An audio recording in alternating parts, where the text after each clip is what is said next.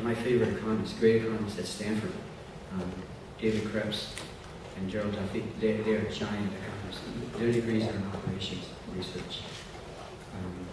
Okay, so you mentioned rational expectations. I'll just tell you what the idea is. I'm going to say something about here. This is, I went to China just once. Somebody asked me to explain rational expectations to them. And I go on and on. The person scratches his head and said, "Oh, did you know there's an old ancient Chinese proverb? It's the government has strategies. The people have counter strategies."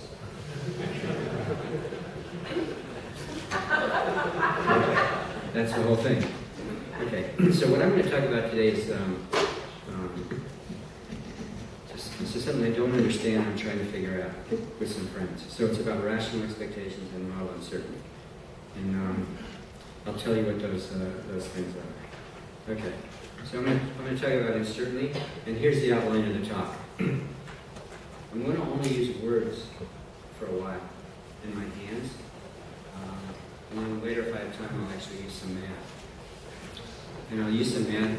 I'll use a term that scares many economists. It shouldn't, but it scares them and other people, so I'll talk about it. Okay, so uncertainty. So my outline is, what is it? Why do we care? How do we represent it or describe it? How do we measure it? Who confronts it? How does it affect equilibrium concepts? I'm an economist. What did this do to the two things economists care about? Quantities and prices. And then how does it affect the way we think about designing good government policies? So if I knew the answers to all these things, I'd be proud, but I don't. Okay, so I'm just going to go through it. Okay, so what is it? I'm going to describe it as fear of model misspecification.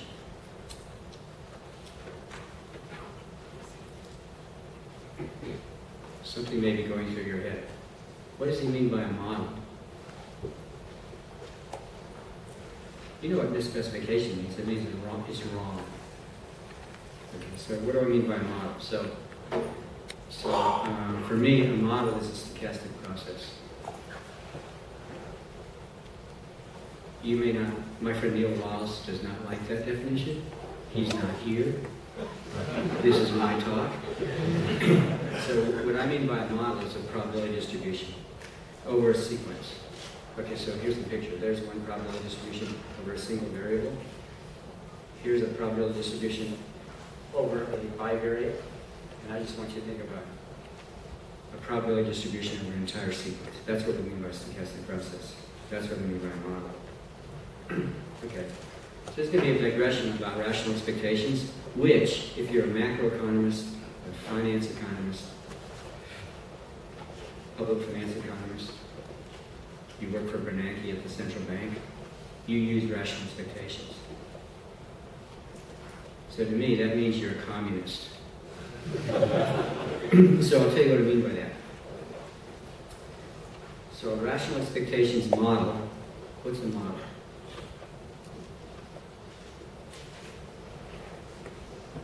It's a probability distribution over a sequence. By the way, I gave a class at Stanford where this, I gave a class at a good university. Every day, and many students didn't, every day at the beginning of class, I walked in and I said the following: a model is a probability distribution over a sequence. That's the first thing I said, every day. I put it on the midterm. What's the model? Okay, you should have seen the answers I got. Okay, so a model is a probability distribution over a sequence.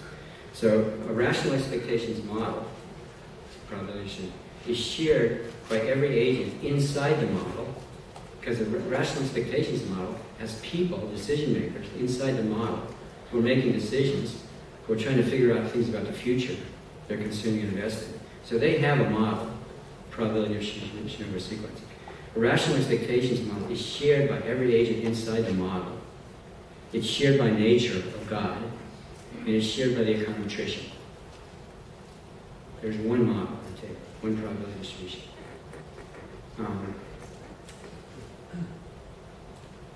And I'll call it communism of models. It's complete sharing. It's exploited heavily in finance, in econometrics. When you do rational expectations econometrics and use the generalized method of moments, pioneered by Hansen, you exploit that. Because you equate 1 over t summation xt prime to e. And when you're doing that, 1 over t, that's nature generating it. You're using laws of large numbers. You're using this communism. And that's giving a great deal of power. But one thing you'll note is the sharing with nature part precludes any concerns about model specification. There's a presumption, if you just think about it. You can't talk in a coherent way, at least, about your model being specified. Because as soon as you do that, you question the communism. Things fall apart. So, so the reason Lars Hansen and I got into concerns about model uncertainty is Lars and I fit rational expectations models, and we've been doing it for a long time. And we do likelihood ratio tests to see how well they do, and they often get blown out of the water. The data say there's something wrong with the model. So Lars and I have been concerned about model specification all the time. So is Lucas and Prescott. Like early on, in like 1982, Bob Lucas came up to me and said, your and Lars's likelihood ratio tests are rejecting too many good models. I'm going to stop doing econometrics, I'm going to start doing calibration. So he said. And he didn't say correct models, he said good models. So like he's raising the question about what do you do if that data say your model's in specification? What's the next step? Okay. Another way to put this is my wife's not an economist. She claims to know no math. She's a daughter of a nuclear physicist. She has good genes. I came home one night and she said, what are you working on? Presuming I'm working on anything. I said, I'm working on trying to figure out how to make decisions when you don't trust your model. And she said, I'd be mighty cautious. That's going to be the whole story I'm going to tell you about. Okay. So here's where we go. So why do we care about model specification? So there's two reasons. One is there's something called the Ellsberg experiments that make something called the savage axioms dubious. And I'm not going to talk about that. It's a great thing to talk about, but we can talk about it the rest of the time. So there's Savage is the person who told you should have a single model. Ellsberg did experiments to say, oh yeah? And if you perform the Ellsberg experiment on yourself, it will disturb you. It will make you very upset and make you more sympathetic what I'm going to talk about. That's not the reason Lars and I got into this. That's the purest reason. The reason Lars and I got it is if you actually estimate models econometrically, in the end, you'll find it's statistically very difficult to distinguish alternative models from the sample size of the length that at least a macroeconomist has. Actually, so if you're a finance economist, it's also true for finance. So I just saw a famous thing that Black and Litterman cope with is it's very easy to estimate covariances if you're a finance person. It's very difficult to estimate mean returns, even if you have reams of data. Okay, so I'm going to emphasize the second reason. So now the question is, how do you represent model uncertainty? So the idea here is, what we're going to do is we're going to describe a decision maker who doesn't have a single model. What's the model?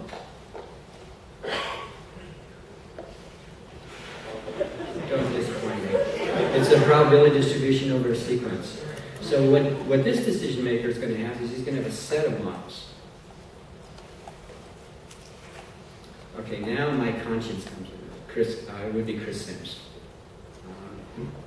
And he would say, oh, wait a minute, if you have a set of, or Mr. Bates, or Savage, they would say, oh, you have a set of models? No problem. Give me a probability distribution over the set of models. It's now a compound ladder, and I'll make it a single model. So if you can put a probability distribution over the set of models, you have a single model. But then I would say, Chris, and Chris would say, Chris Sims would say, that's what any intelligent person could do. I'm going to disagree with him. Because if he says, give me a probability distribution over a set of models, I'll say, I'll give you a set of probability distributions over a set of models. And then we'll just keep talking forever. So what my guy's going to do is he's going to refuse to give in to the Bayesian imperialism of reducing everything to a single model. When I say I don't trust my model, I mean it. I don't have a single model. I have a set of models. So that's how we're going to represent it, a set of models. And what Lars and I are actually, okay, good. So I want to scare you early. So I'm going to have a set of models. So now, if I have a set of models, how do I make a decision? So here's what I want. Okay, in class I use something, this operator has not caught on. I'm the only one who ever uses it, because it's not mathematically well defined. It's called a want operator. Want, W-A-N-T. So here's what I want. I want a decision that's optimal for all, no matter what the statistical model governing the data is. And actually, the Bible says, seek and ye shall find. But there says the footnote that don't seek too much. So this want operator, you can't do it. You can have a model, you can have a decision that's optimal for one model. What's a model? Probability distribution. But it won't be optimal for nearby models. So I give up on optimality. What I wanted is a decision that's good enough for the entire set of models. That's what I want. I want a decision that's robust. That's what my wife saw when she said be cautious. I want a decision that's going to be good enough, even if I'm wrong about my model's wrong. So this want operator about how greedy you can be is going to come back in the picture. Okay. So how do we manage? Well, this is it. How do we manage decisions if we're going to make, if we're going to act as if we have a set of models? The idea is, okay, this is what my friend Lars Hansen has done for a big part of his career. He wants back, and actually this is what non-parametric statistics, what do you call it? Semi-parametric statistics does. I want to construct bounds on value functions. I want to get valuations that are correct that are going to give me estimates of values, no matter what probability distribution within the set prevails. I want cautious evaluations. So you can think of expected utility. So think about expected utility. So an expected utility guy, and you either teach that or study it, he has a single model, single probability distribution. What do you do if he has a whole bunch of models in his head and he refuses to have a single model? So what my guy is going to do is construct a bunch of expected utilities and try to make decisions that let him surpass bounds on expected utility that are going to prevail no matter what his model is. So if I have sets, the only way I'm going to make progress is with bounds. That's the idea. So our tool for constructing bounds is, there's going to be a point at which you're going to think I'm paranoid when I do this, but it's not really paranoia. Our tool for constructing bounds on value functions, we're going to use min-max expected utilities here. This is actually classic. Wald used this. And Savage, actually, if you read Savage's book, which you should sometime, his whole book is about turning your back on min-max expected utility. But half the book's about it.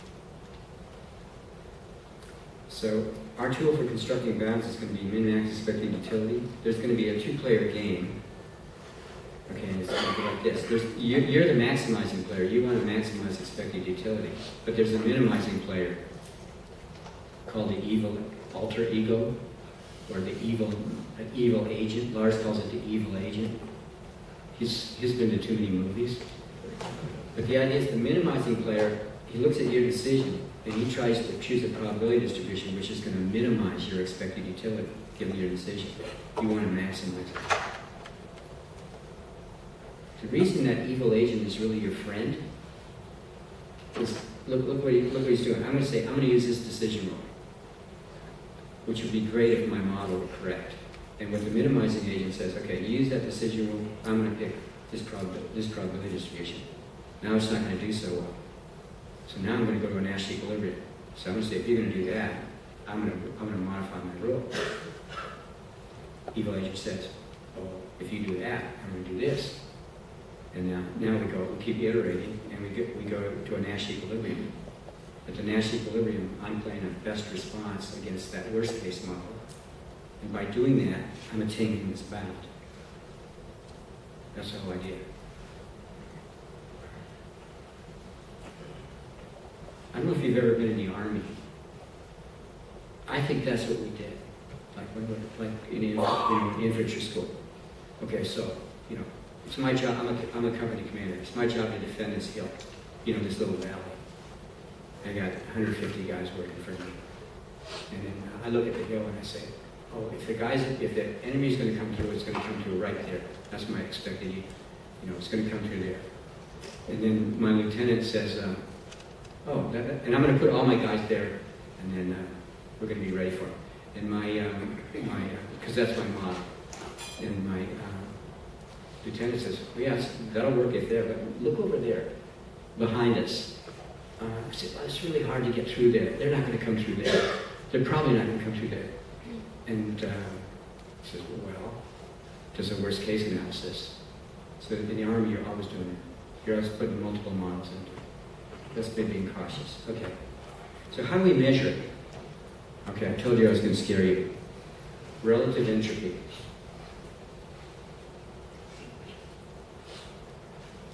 Many of us became economists because we hated high school physics. And we hated the second law of thermodynamics and entropy. And we never wanted to see it again. And now today you're seeing it. Okay, so what relative entropy is, it's the unexpected log likelihood ratio. That's all it is. A likelihood ratio is the ratio of two models. I told you, a model is a probability density over a sequence. So a likelihood ratio is the ratio of two models. I'm going to take its log. It's got to be non-negative. And now I'm going to take the expected value of that using what distribution? With two models, I have a choice. I can use I'm going to pick one. And that expected log likelihood ratio is a measure. It's actually a measure of how difficult it is statistically to distinguish the two models. Econometricians see that all the time. That's used in likelihood ratio tests or in Bayesian model selection tests. So what this does technically, it bounds rates of statistical learning as sample sizes grow. And there's a whole beautiful theory you should learn sometime called large deviations theory, which is all about this. Works like magic. Okay, so entropy. If you are distressed by not using that term, you're not alone. So look at this quote. It's one of my favorite quotes. When Shannon invented his quantity, didn't know what to call it. Shannon is the person who invented information theory. He consulted von Neumann, who was hanging around the same place, John von Neumann, on what to call it. Von Neumann replied, call it entropy. It's already in use under that name, and besides, it will give you a great advantage in debates because nobody knows what entropy is anymore. In my experience with macroeconomists, it's like, we're kind of a lower species of economists, we are. But entropy cites, it gives just gives terror in their eyes. Okay. So what we're going to use, so here's what I'm going to do. I'm going to have a model. Okay, so the conversation goes like this. Lars and I invent a model. We take it to Bernanke. This happens daily in the Fed. Have a model. People work really hard to estimate the model. They take the model to Bernanke. And it's a dynamic stochastic general equilibrium model. It's one model. Bernanke says, do you trust it? Guarantee me it's correct. They say, well, what do you mean by a model? Bernanke says, you dope. It's a probability distribution for a sequence. so then they say, no, it's a good model. It's a good approximation. Discussion goes like this. I think it's a good approximation. Prescott always says this all the time. Good approximation. And then Bernanke says, to what? Now the guy says, well, if I knew that, I would have written down that model and brought you that. So it's a good model, it's a good approximation to a model you can't describe. So Bernanke presses him more. What do you mean by good approximation? Well, I think the relative entropy is not too big. And this model might be statistically hard to distinguish from the real model that's generating the data. So now the deal is, here's the vision. Abstract space. There's my model of point. I'm going to put a ball around it. It's an entropy ball. I'm going to make the entropy ball so that it's big enough so every model in there. Now that's a huge set of models. It's uncountable. All absolutely continuous probability distributions with respect to my model are in there. Very hard to distinguish. And the guy talking to Bernanke said, it could be one of those. That's the deal. And then what Bernanke's going to want to do is, and Bernanke's written about this, he's going to want to make decisions. Actually, if you think about QE3 and things, he's going to want to make decisions that are correct, not just if this model, that are good, not only if this model rules the data, but if one of these. So that's how. So now the question is, who confronts it? So who confronts fear of model misspecification? So think hard about that.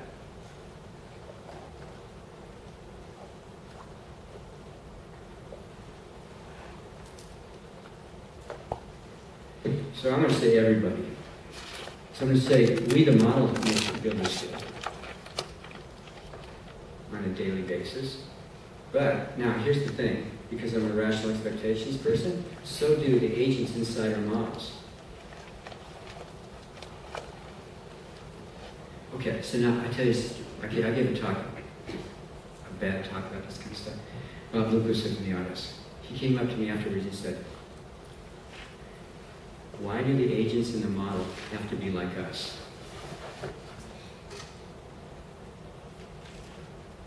And what I said,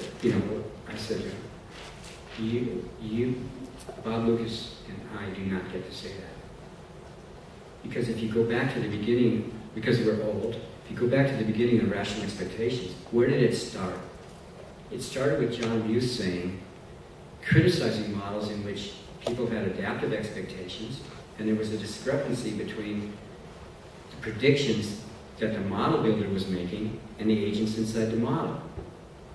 And what Buse literally says is we should put the agents on the same footing as ourselves as statistical forecasters.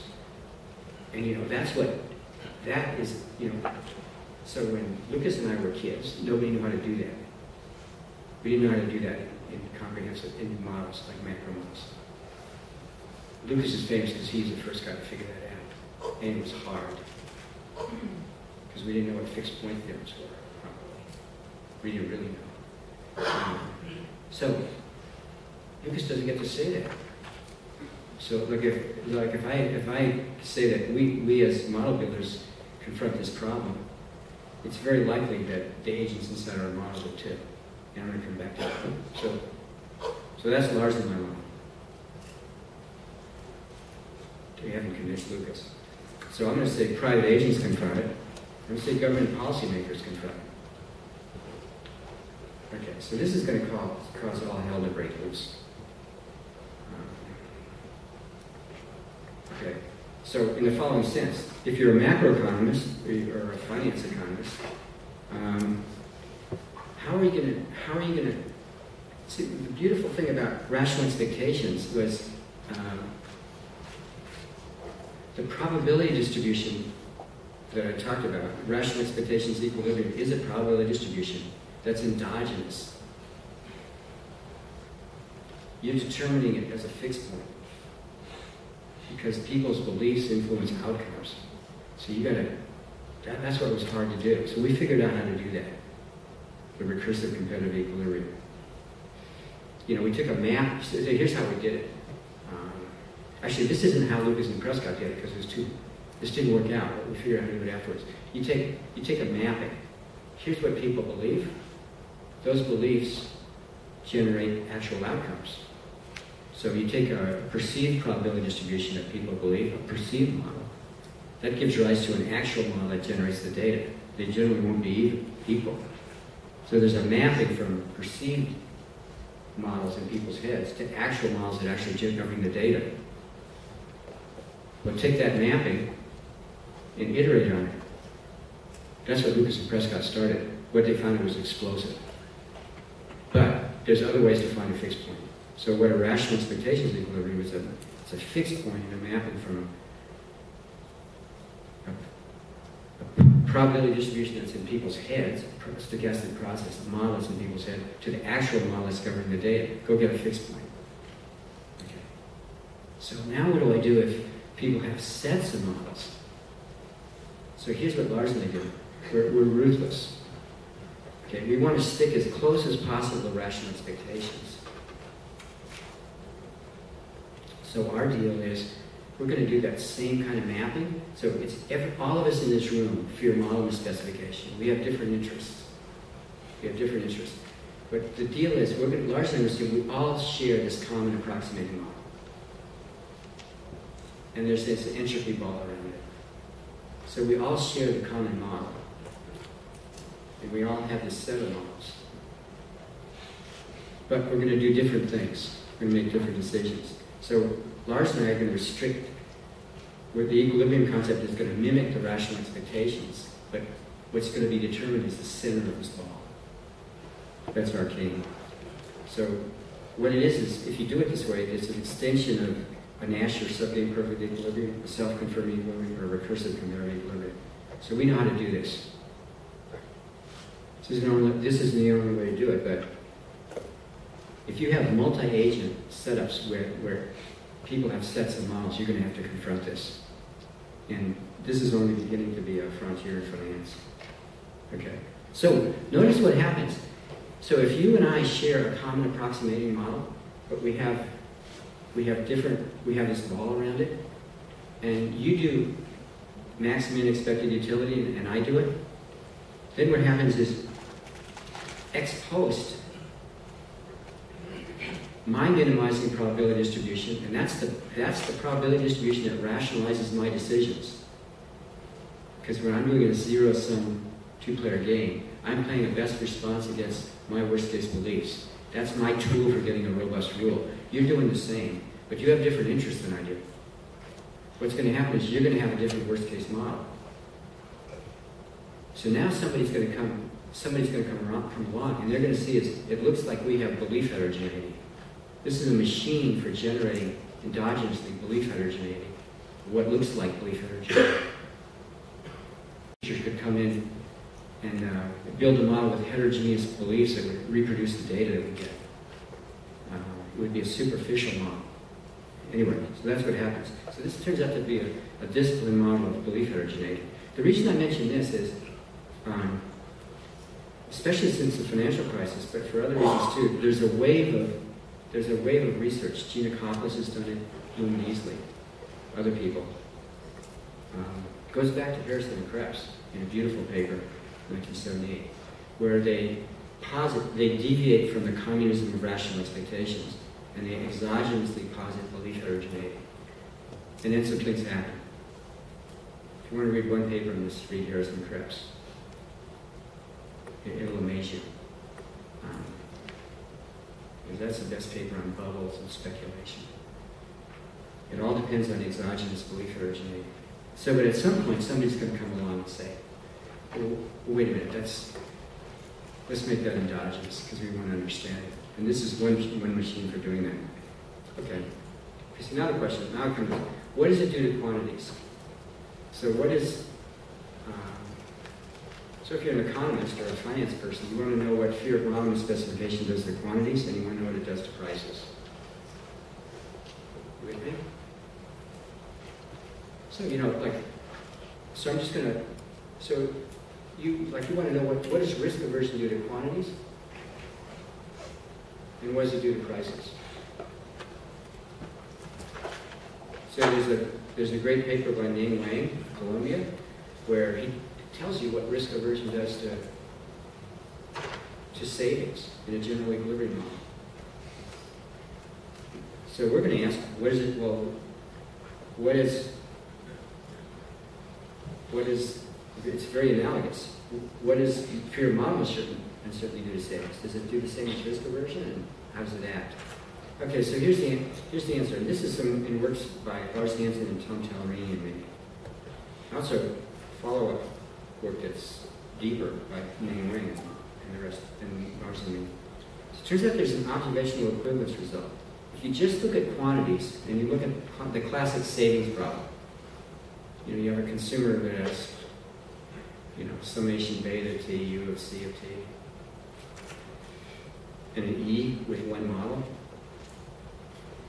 and he has opportunities to save in some asset. What does he do? So it turns out, if you replace that one model with a ball of models, it kind of looks trivial. There's Lars and I discovered this on the computer, but then we figured out you can prove it analytically. An increase in model uncertainty actually acts exactly like an increase in the discount factor, a decrease in the discount rate. It makes you more patient. If you kind of think about that, you churn up precautionary savings. So the idea is you're a saver, you don't trust your income process, you think it might be misspecified. So what you do is you actually act as if, you do things like this. You act as if a negative shock is permanent, and you act as if a positive shock is transitory. And that makes you, because those are kind of your worst case, and that makes you save more. So you're like this place. You save a lot. Okay. So, but you could say, what's the big deal? You maybe suffer through this crap about entropy, and you're just bringing the. I could have done the same thing with moving beta around. That's a legitimate complaint. But let's go to the second. What does it do to prices? That's the big time thing. What it does is it has a big time effect on prices. And it induces a potentially volatile preference shock that multiplies the ordinary stochastic discount factor. And what that preference shock is, it's a likelihood ratio. So a likelihood ratio is a random variable.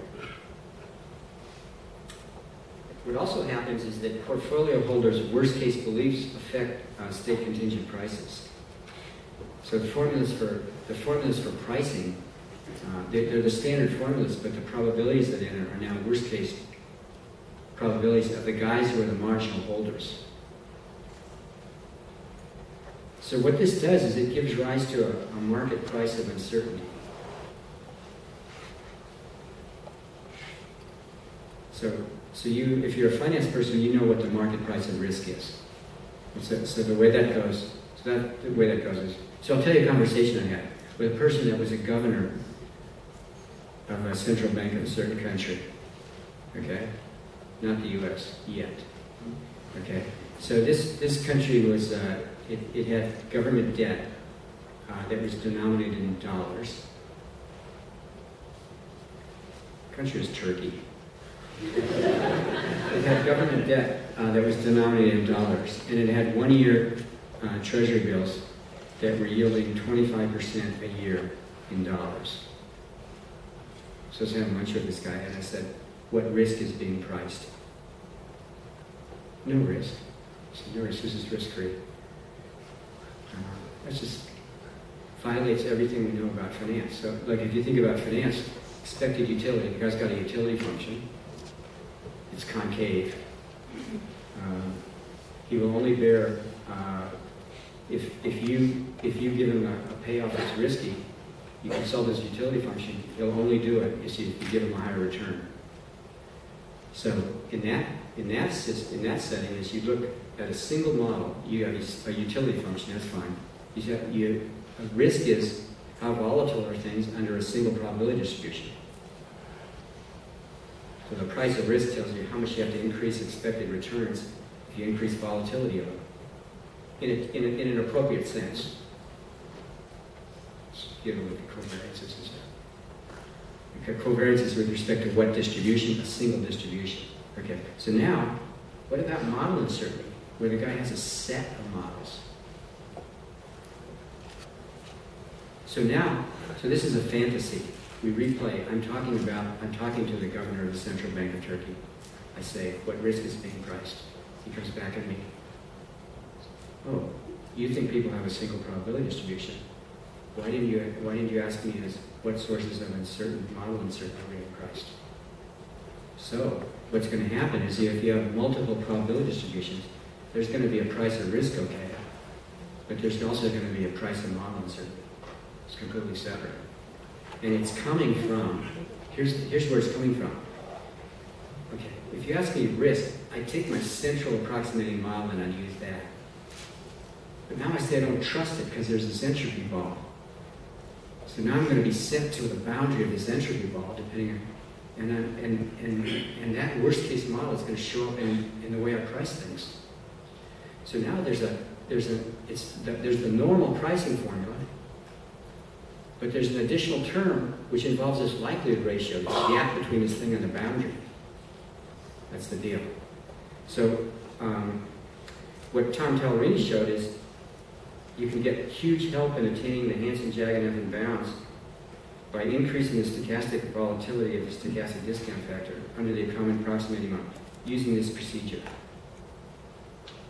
And now here's kind of a punchline phrase, the 3-minute news phrase.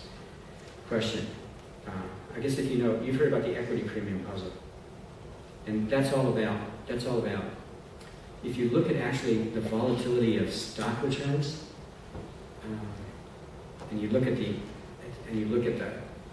price that's charged for them, the increase in expected return relative to risk-free rates, seems too big. It seems too big in the sense that people would have to be extremely risk-averse in order to justify those high equity premium.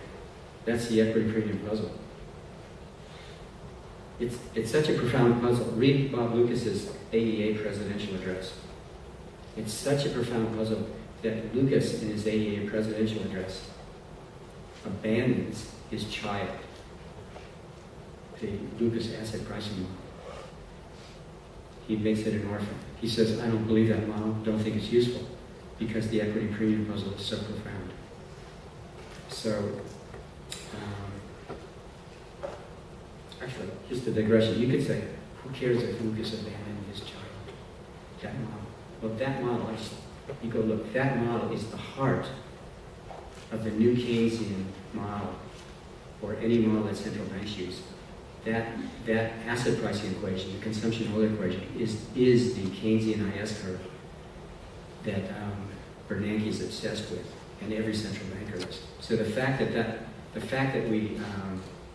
Lucas doesn't like his interpretation of that equation, he thinks it's an empirical failure, is quite upsetting. Okay. So here's the question. Well, you could say, okay, I had to list all this stuff. Does uncertainty aversion resemble risk aversion? And the thing is, yes in some ways and no in others. What it does is it activates attitudes about the intertemporal distribution of uncertainty that distinguish it from risk aversion. And Darrell Duffy and Larry Epstein had a great paper about this, and Lars Hansen pushed it. Okay, so now here's the question. can small amounts of uncertainty aversion a substitute for large amounts of risk aversion? And the answer there is yes. So what looked like huge risk premium, those magnitudes, huge risk premium in the sense that Lucas says, I don't believe the risk premium because nobody's that risk averse.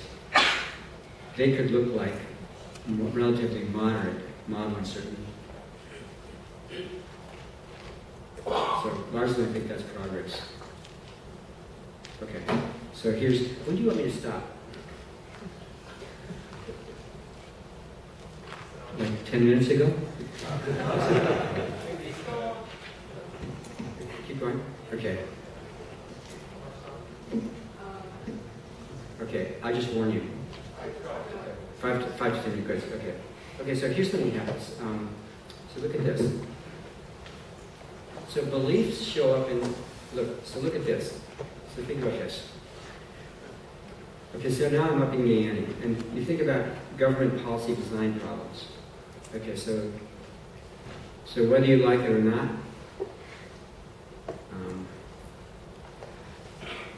there's a famous model of optimal taxation by Lucas and Stokey, in which the heart of the problem is the government is actually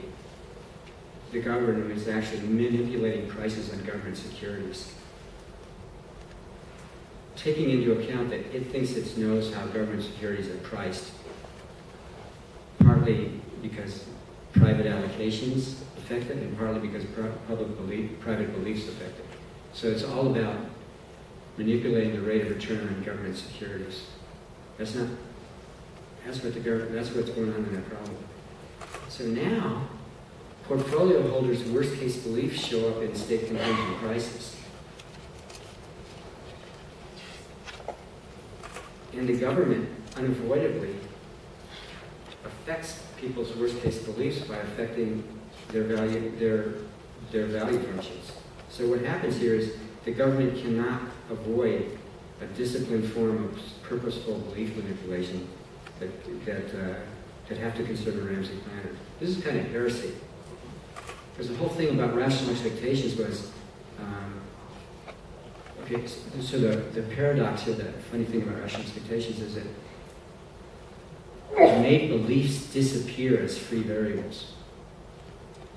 So if you think about the history of macroeconomics, think about Keynes. He's talking about expectations and beliefs and animal spirits moving around and affecting prices and allocations. He's using them as free variables. And he'd move them. And if you look at Tobin and early, prominent Keynesian people moved those expectations around. The state of expectations is really important. But what rational expectations does is and those were expectations about endogenous things that Keynes was manipulating. What's going to happen to prices and interest rates? Expectations about that affect current things. That's what Keynes is all about. So he's moving them around.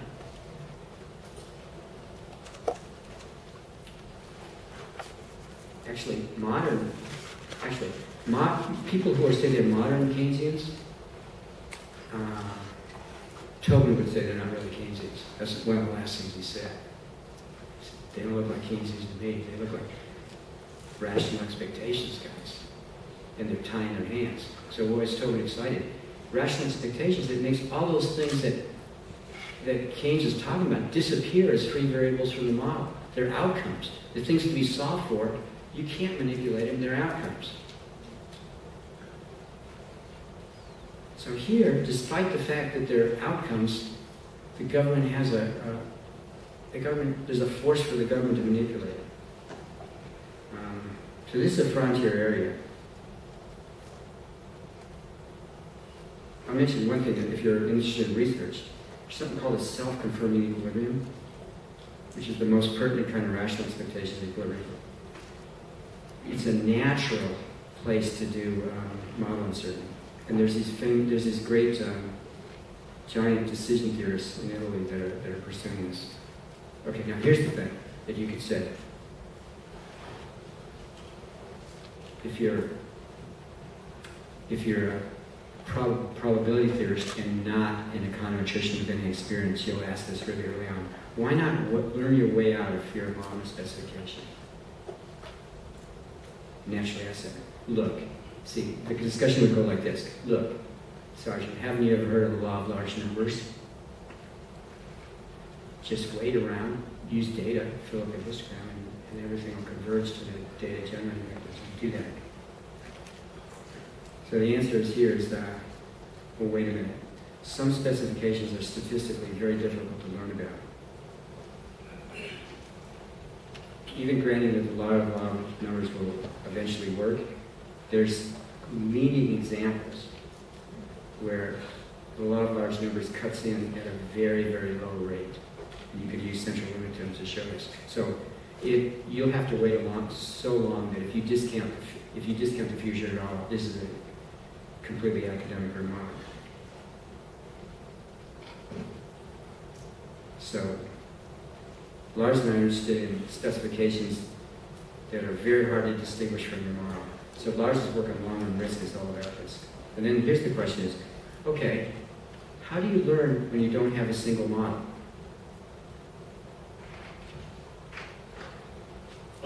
And here's the reason. A Bayesian always has a single model. So what a Bayesian does is, so here's what a Bayesian does. There's some things he thinks he knows about, and there's some things he thinks he doesn't know about. Things he doesn't know about, he makes up a probability distribution, and now he has a single model over everything. When data comes in, he just conditions. He uses Bayes' law, conditional probability. That's his theory of learning. And a Bayesian would say that's the only theory of learning. Now I ask, how do you do that if you can't put a single prior probability distribution? That's an area of huge controversy.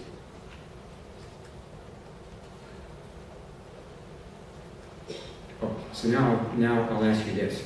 Okay, so I'll just end with this. This is more a research program. And it'll convince you how powerful that notion of communism in a rational expectations model is. Okay, you could say, what does model uncertainty do to public policy? So what you'll notice is in a dynamic game or a competitive equilibrium with the government, there are various things to be uncertain about. Let's see if I have this. So you can think of a government and a public. Now you can proliferate things. You could say the government trusts the approximating model, knowing that the private agents don't. It's a first-class problem. You could say the government doesn't trust its model. It has a set of models.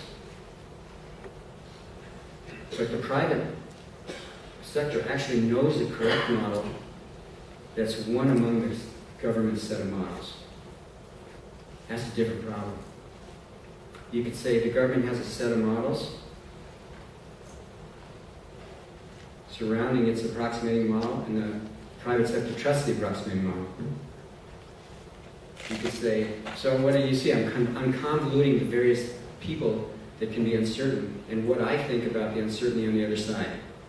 And you have to confront this once you leave the communism.